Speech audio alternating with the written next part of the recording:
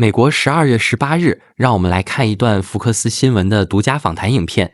在访谈中，民主党纽约市市长埃里克·亚当斯坦言，民主党人已经不再与民众对话，他呼吁民主党人清醒过来。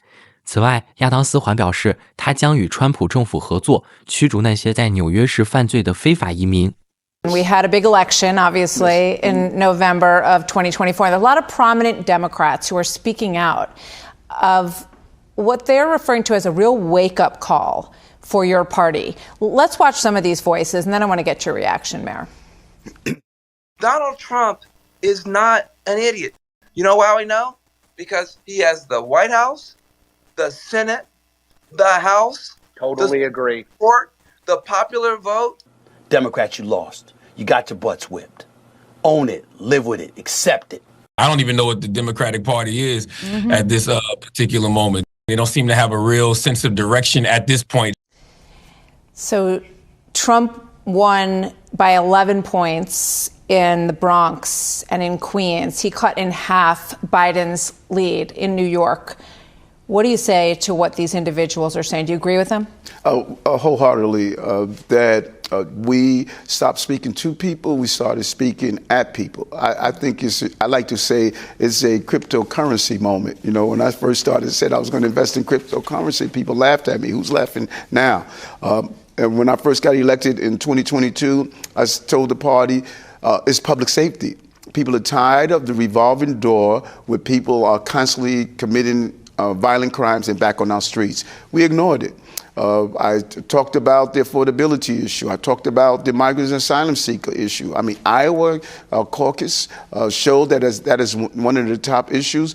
Not hearing the people and you engaging in dialogue while individuals are fearful of affordability, losing their home, the future of their children, and you having these intellectual conversations, and people are like saying, what the hell are you talking about? I'm hurting, and you're asking, is Donald Trump Hitler or not? It's just not talking to the real needs of people.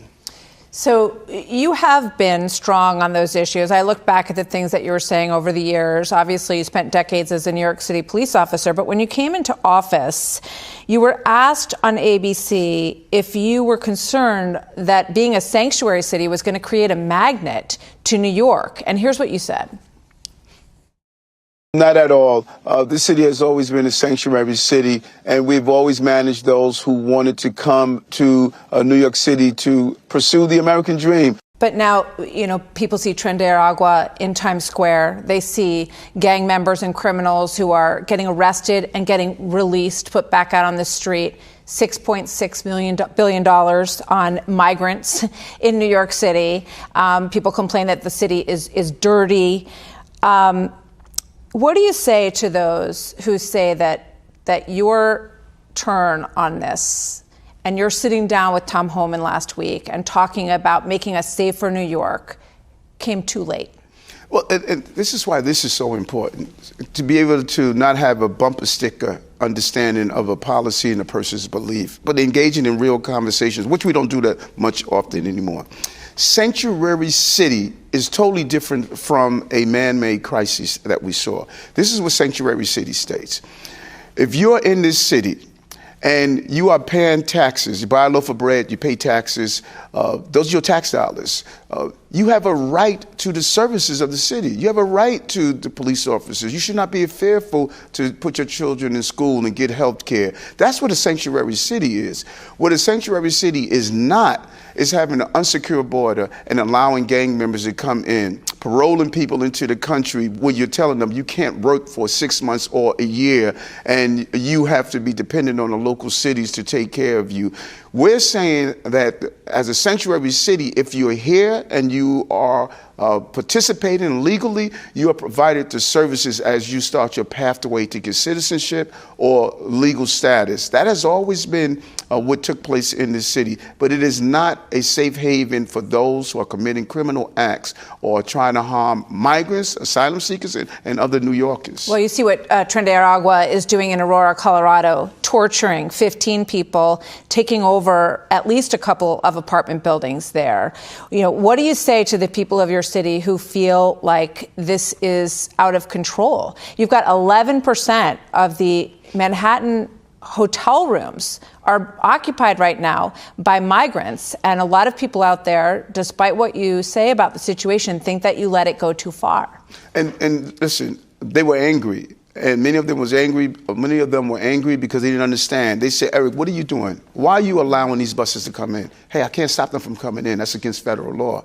Well, why don't you let them work like all immigrants have done and found their way? Federal government told me, Eric, you can't allow them to work. You know what, Eric? You can't even allow them to volunteer to clean the streets, remove graffiti, and give them a stipend. That's against federal law. And then I have city law that told me there's a right to shelter law. Anyone that comes in the city, anywhere on the globe, can come here and get shelter for as long as they want.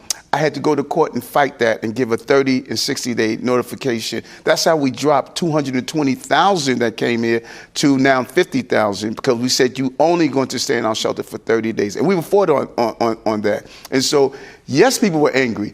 They saw the headlines, look what our mayor is doing, but in reality, the mayor was handcuffed. So what I had to do was make sure my police protected those who were the victims of these crimes and made sure that I had to follow the housing laws that were in place, but while we fought them in court. So you have butted heads with your city council a lot on the things that you wanted to change. Their chamber is right down the hall here. You must run into each other all the time in these halls. Other mayors are taking a different tack. Brandon Johnson in Chicago and the mayor of Boston saying, we will not bend or break to the Trump mass deportation rule. This is what people in the city council meeting, these are residents in Chicago. Here's what they're saying about their mayor's stance on this. Watch this. You caused all this money to go to illegal immigrants. We want a forensic audit of the money that was spent on illegal immigration. Can you do the job, Mr. Brandon Johnson? And it's looking like you can't do the job. We need to start voting different in these cities like New York and Chicago. That last voice, we have to start voting differently in these cities like New York and Chicago. Do you see a movement happening in cities when you look at what happened in the election? And are these voices going to change these blue cities potentially into red ones? That's a good question. And that's why I believe that the Democratic Party must ensure that they're listening to the voices of the people. The American people, they spoke loudly and clearly, and they stated that we have to secure our borders, we have to deal with the immigration crisis, and we have to address those violent individuals who come to this country. It's a privilege and a right to be in America, and if you violate that, you should not be in this country. That number of people, which I believe is a small number, committing those violent acts, like the gangs that we've mentioned, should not be here. So let's talk about the gangs. Let's talk about what you agreed to with Tom Homan. Violent criminals will be deported under the Trump mass deportation. What constitutes a violent criminal? Is that someone who is accused, someone who has been convicted, someone who wears gang tattoos? You know, where do you draw the line? Did you make that line with him? No, we did not. I thought our conversation was a great conversation. Tom and I both sat down, and we both agree on violent individuals should not remain in our country. We have laws here in the city on how that could be handled. My legal team is going to sit down with his legal team to make the determination if an executive order can change that. One of the things he would like to have is that's access to Rikers Island. That's the jail in our city. The law that was passed under the previous administration said that no ICE officer can be in any governmental building. There are exceptions to that. We're looking at those exceptions. That's my core issue. I've said it prior to the election. We can't allow people to come into the country or the city committing violent acts. And those numbers who are doing it, we need to address that. And I'm happy to have a partner in Tom to see how do we address that in a real way. So are gang tattoos that are TDA enough to get someone removed in that first group? No, it's not. No, it's not. And because we got to also ensure that we're not violating the laws of our land. And the mere fact someone is wearing a gang tattoo, which is an identifiable marker of this gang, is not enough to say, okay, you have a gang tattoo, now you must be removed. But what we should be doing at our border, we could be making that determination. Are we going to allow you to come in? We're allowing people to come in. Think about this for a moment. We're allowing people to come in without a sponsor, without any employment, and we're telling them, you can't work. So what are they going to do? We're creating a pipeline of criminality by creating these terrible criteria. Are you going to find a way through executive orders to allow ICE to function in this city, to carry out deportations? We're going to allow them to, the areas where we can allow them to do. Right now, I could allow ICE to come on into Rikers Island, anything but for deportation.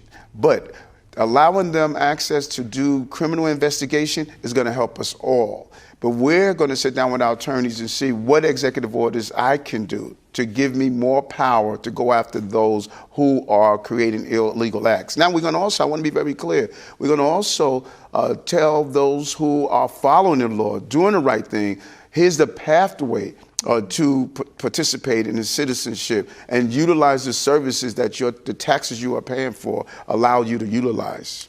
So let's go back. When you started to realize that 200,000 people was too many, you said this could destroy New York City. What was the reaction that you got at the White House when you asked for help? When we saw the numbers coming in, we were getting at one time almost 8,000 a week, 16,000 every 2 weeks. I mean, we could just do the math, unsustainable. And at that time, the right to shelter, we were being sued by advocates that required us to give everyone a bed by a certain number of times. We were getting buses 2, 3 a.m. in the morning. And we reached out to the White House, 10 trips to Washington, D.C., asking them for help in securing the border and stopping this flow. I went down to El Paso and also went down to the Darien Gap, and I saw the flow and the threat that we were receiving. We didn't get the support. We got $200 million out of a $6.5 billion deficit. And so many people believe that, okay, Eric, it's in your rearview mirror. It happened already. You got 170,000 out. No, the damage that we are going to see long term from spending $6.5 billion. $200 million could have gone to those chronically absent children. We could have put hundreds of millions of dollars into the senior care, helping people with medical debt relief. So when you start to look at the long-term impact of the services we did not provide, it's going to start materializing in the years to come. That is the destruction that I was talking about. So when you had that pushback from the White House, they stopped returning your phone calls? Prior to this crisis, I asked the president to come to New York City when we were having a crime problem, the gun problem. He came here and met with our law enforcement. We had a continuous conversation with the White House on these important issues. When this issue happened and we asked for assistance over and over again, and I refused to remain silent while I was watching this city harm, we no longer received the support that we deserved. We no longer had an opportunity to communicate with the president. It was a clear statement from the White House that they didn't appear to be happy that I was standing up for the city. And other mayors should do that. Look at what happened in these other cities, Chicago, Denver, Los Angeles, Houston. Cities should not be taking away the resources from their residents to handle a national crisis.